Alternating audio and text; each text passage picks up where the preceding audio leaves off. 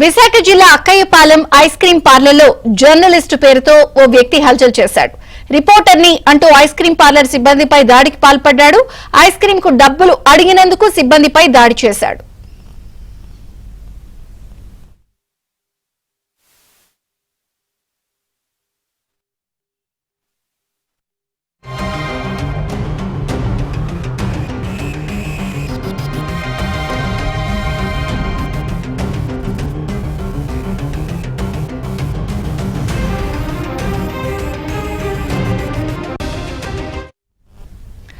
దాడి చేసిన వ్యక్తి మద్యం మత్తులో ఉన్నట్టు సిబ్బంది చెప్తున్నారు. దాడి దృశ్యాలు సీసీ కెమెరాలో కూడా రికార్డ్ అయ్యాయి.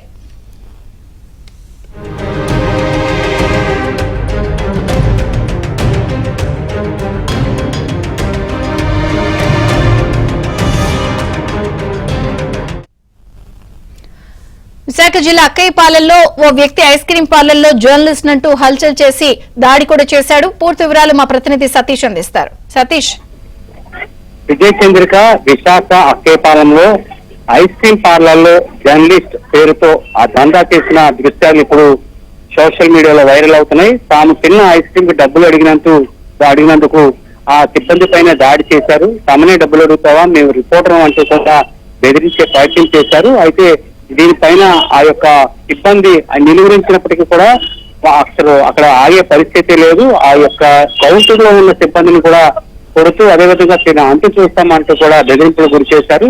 దీనిపైన వారు వెళ్ళిన తర్వాత సీసీ ఫుటేజ్ మొత్తం కలెక్ట్ చేసి తమపై దాడి దృశ్యాలన్నింటినీ కూడా పోలీసులకు ఇవ్వడం జరిగింది. ఆ వచ్చిన వ్యక్తులు ఎవరు, ఎక్కడి నుంచి వచ్చారనే దీనిలో మొత్తం అంతా పోలీసులు దర్యాప్తు చేయాలని కూడా ఆ షాప్ యజమాని కోరడం జరిగింది. ప్రస్తుతం దీనిపైన శివరామకృష్ణ అనే షాప్ యజమాని పోలీసులకు ఫిర్యాదు చేయడం జరిగింది. పోలీసులు కూడా కేసు నమోదు చేసి ఆ ఇద్దరు వ్యక్తుల్ని కూడా గాలింపు చర్య భాగంగా వారిద్దరిని గుర్తుపట్టే విధంగా కూడా ప్రత్యేక బృందాలను కూడా ఏర్పాటు చేశారు.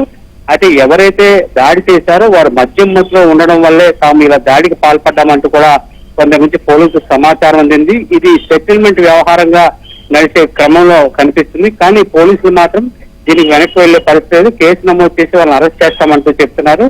ఈ యొక్క సిబ్బంది ఎవరైతే షాప్ యజమాని సిబ్బంది ఎవరైతే ఉన్నారో తమను అకారణంగా కొట్టారో దీనికి సరైన కారణం లేదు, కేవలం డబ్బులు అడిగినందుకే ఇటువంటి దాడులకు పాల్పడతారా, తమకు ఎటువంటి రక్షణ ఉంటుందనేది కూడా వారు పోలీసులకి ఫిర్యాదు చెప్పడం జరిగింది. కాబట్టి పోలీసులు కేసు నమోదు చేసి వారిద్దరిని గుర్తించే పనిలో ఉన్నారు. ఇది చంద్రిక.